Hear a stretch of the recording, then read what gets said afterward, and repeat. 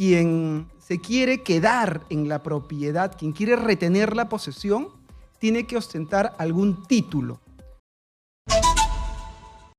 Porque todos buscamos alcanzar justicia. Usted tiene derecho. Muy bien. Entonces, con este nombre de los bloques que no me aprendo de verdad, en realidad, sin nombre de bloques, ya más o menos hay que ir fluyendo sin tanto nombre de bloque. Lancen nada más la claqueta y punto. Muy bien, le doy la bienvenida a Hugo Granda, abogado civil. Bienvenido, Hugo, ¿cómo estás? Hola, Karina, un gusto estar nuevamente aquí con ustedes. Muchas gracias. Ya yo di la introducción para esos inquilinos o familiares que están pegados, que son de verdad no son bienvenidos, que te quieres deshacer de esa gente y no puedes. ¿Cómo hacer? ¿Qué dice el derecho para sacarlos, barrerlos, expectorarlos? Bueno, en principio hay que tomar en consideración que desalojar a un familiar y desalojar también a un inquilino moroso suenan como algo que tiene cierta similitud, pero no es así. Al inquilino moroso vamos a tener que desalojarlo en virtud de cualquiera de los 4 tipos de desalojo que establece nuestro cuerpo normativo civil, y a un familiar vamos a poder desalojarlo siempre y cuando acreditemos de manera exclusiva que el familiar, además del vínculo, sí se puede valer por sí mismo. Es más difícil. Es un tanto más difícil porque lo normal es que quien se quiere quedar en la propiedad, quien quiere retener la posesión, tiene que ostentar algún título. Un título que puede ser, por ejemplo, un contrato de arrendamiento vigente, puede ser un contrato de compra-venta, puede ser un documento, ¿no?, de alguna prescripción, alguna sentencia declarativa, pero en el caso del familiar ya no hablamos de un título como un acto jurídico como tal, como un negocio jurídico, sino un título legal. Y el título legal se va a dar cuando se conjugan la relación de familiaridad, el sentido consanguíneo, más esta situación de indigencia, de no poder valerse por sí mismo, que resultaría el talón de Aquiles para oponerse a un desalojo por parte de un familiar. Vamos a explicarlo un poco mejor, porque yo me imaginé que una persona tiene un bien y se lo alquila a una prima como una X, ¿no? Entonces yo hago un contrato y no la puedo sacar. ¿Ahí también tengo el mismo problema?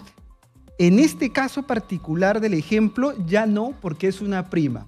Y el término de desalojo a familiares estaría afectando a quienes tienen ese vínculo directo: padres, hijos, hermanos. Pero con primos ya no. Esta es otra figura. Ya. Ajá. Entonces hay que enmarcarlo bien. No es al que yo le hago un contrato, sino es que viviendo en la misma casa familiar, ya es momento que te vayas, hijito, de mi casa. Exacto. Ya cumpliste 45. ¿A qué hora te vas? Es correcto. ¿No? O es que al revés podría pasar, ¿no? Un poco feíto, pero imagínate, ¿no? Hay un núcleo familiar de hija, esposo, llega la mamá, ¿no? Y resulta que se instala y no se quiere ir, pero la mamá tiene, pues, que no sé, otra casa, ¿no? Pero viene y se instala. ¿Cómo hago para ya, de una vez, no? Claro, en este segundo ejemplo sí procedería poder demandar un desalojo de la madre, porque la madre sí tiene cómo valerse. Tú estás señalando que la madre de repente tiene una vivienda propia. Claro, porque ¿no? Yo sería incapaz de votar a mi mamá si es que no tiene de dónde valerse. Yo la tengo que acoger con todo el amor del mundo. Y aunque tuviera, yo la quiero tener ahí siempre, ¿no? Pero bueno, es un ejemplo extremo, ¿no?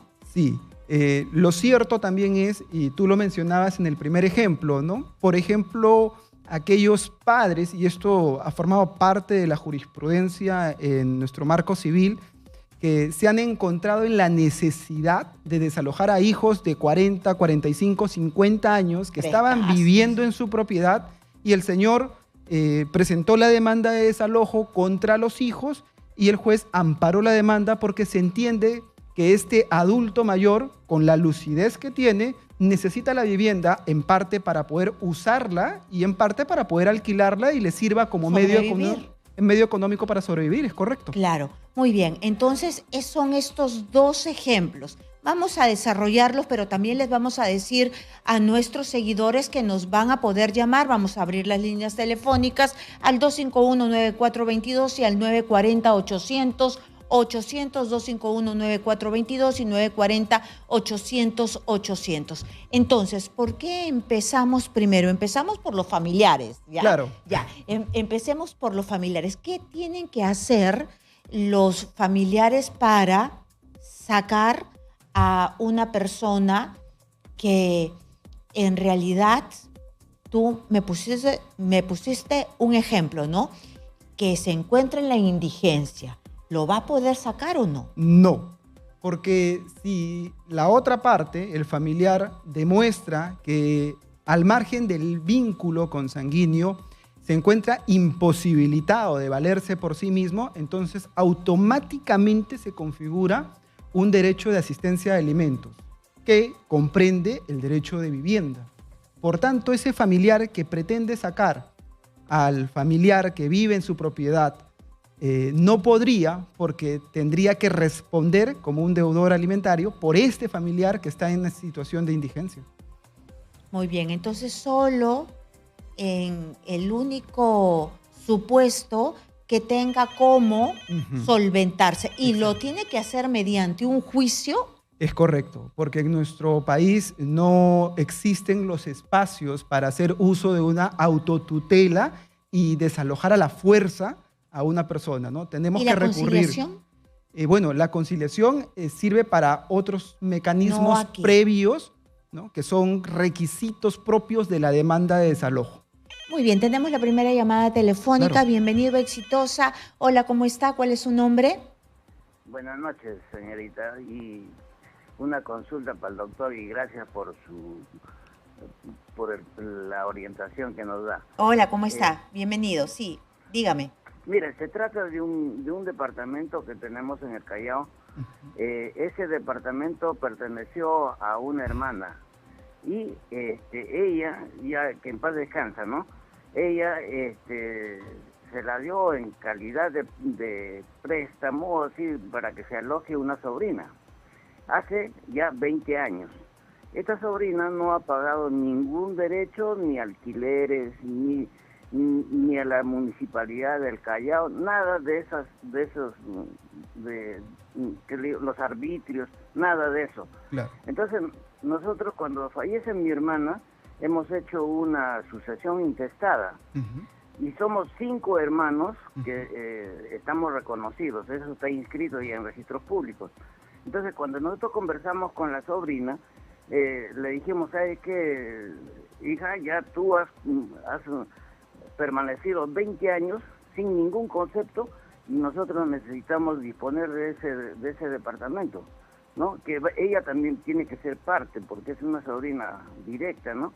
Entonces ella nos salió con una cosita, dijo, yo tengo 2 ventanas, uno que les puedo pagar el alquiler o de lo contrario comprárselos, pero vemos que ella sí es profesional, es profesora, pero nunca ha podido cumplir con obligaciones. ¿Cuál sería la forma de sacarlo a ella, doctor? Claro que sí.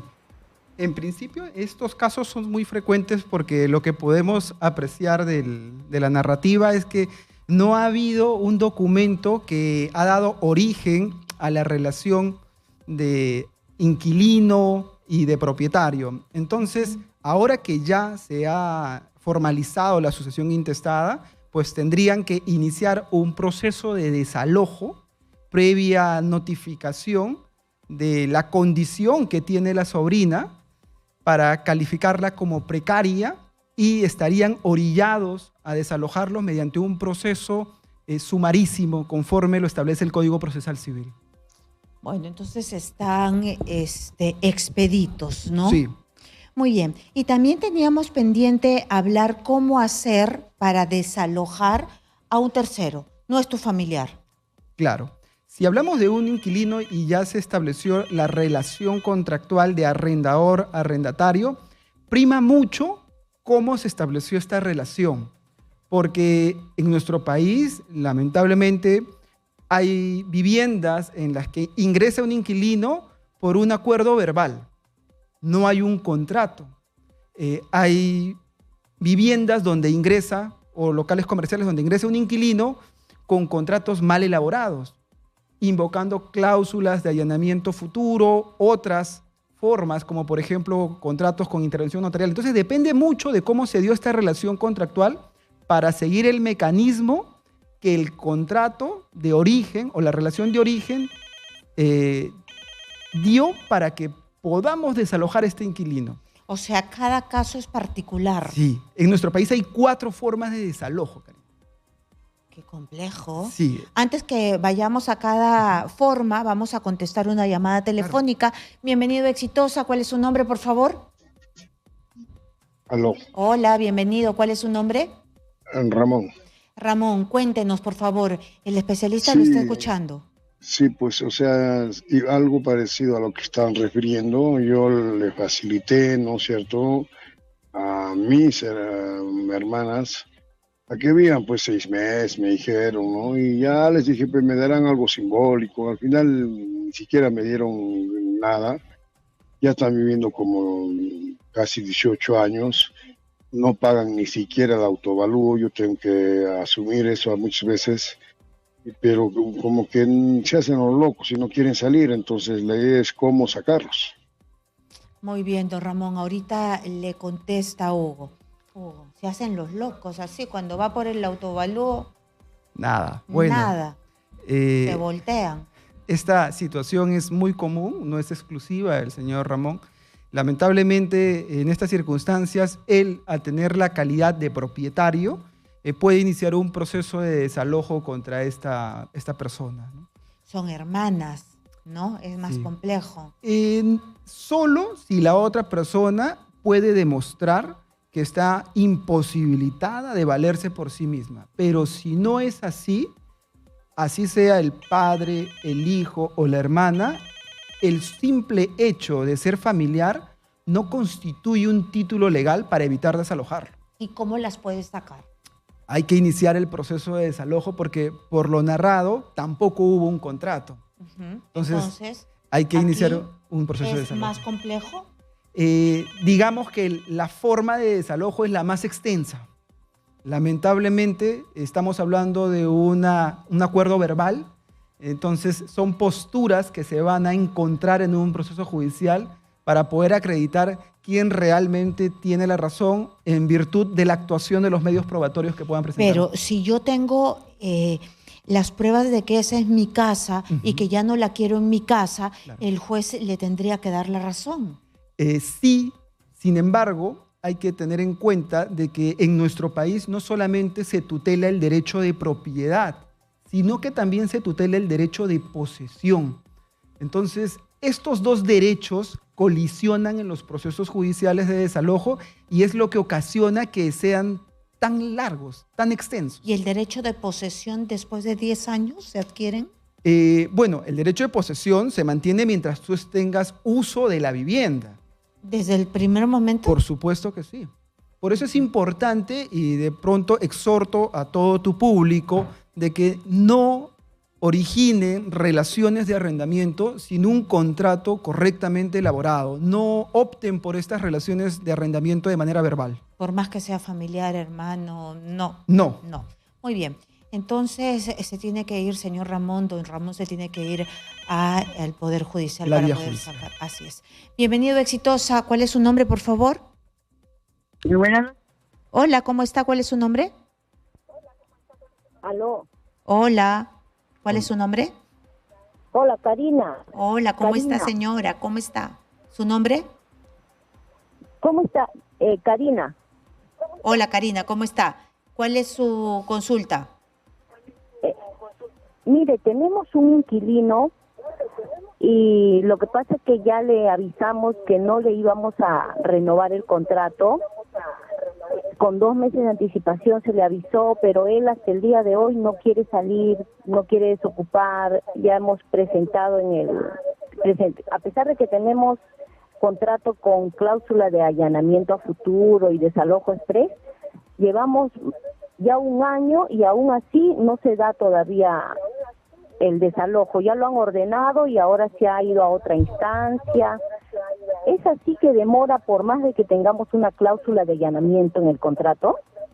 Bueno, para responderle a Karina, quisiera hacer hincapié en una forma quizás errada en la que algunos colegas incurren en iniciar estos procesos de desalojo, porque cuando ya existe una cláusula de allanamiento que debidamente ha sido integrada en el contrato, entonces tendríamos que haber demandado un desalojo express que da lugar a una forma de desalojo un poco más célere.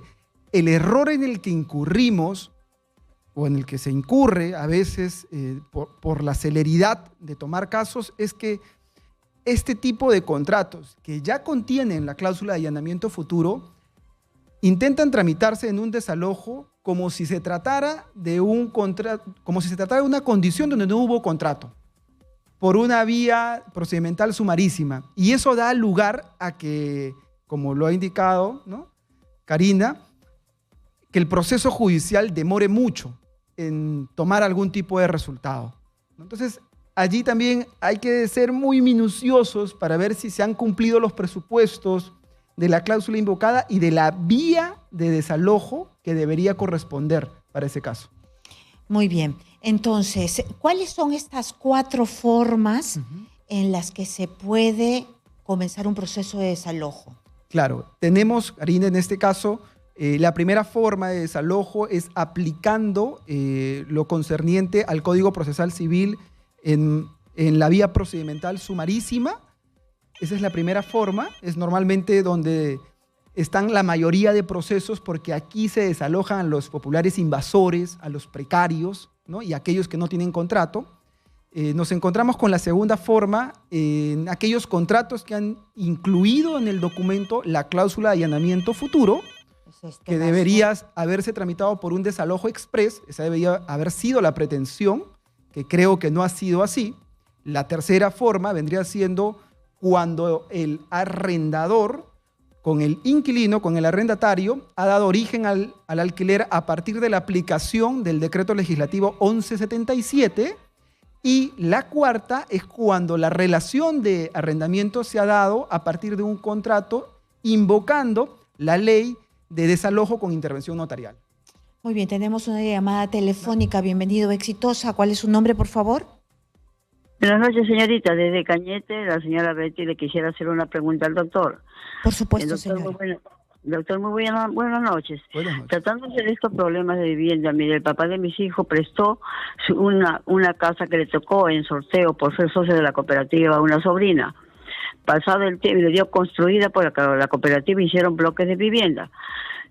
Pasaron los años y total que nos hemos dado cuenta que en el 2004, su papá de mis hijos, la cooperativa le otorgó la compra-venta a su nombre por ser socio. Y ahora en el 2014 resulta que la sobrina la ha inscrito como su propiedad. Y el papá de mis hijos tiene que estar con un cuartito de 2x2 viviendo, pagando, teniendo su casa. Como ya él tiene desde 83 años, y usted sabe, las personas de esa edad son un poco cerradas, le hemos dicho por su propiedad, para que él no viva de esa manera, como lo está haciendo. Pero, ¿qué podemos hacer en este punto? Que haya inscrito la propiedad, haciendo la cooperativa, dándole nuevamente a ella como venta. O sea, han hecho 2 veces la venta, en el 2004 que le dieron al papá de mis hijos, y en el 2014 le dan a ella la misma propiedad, el mismo lote.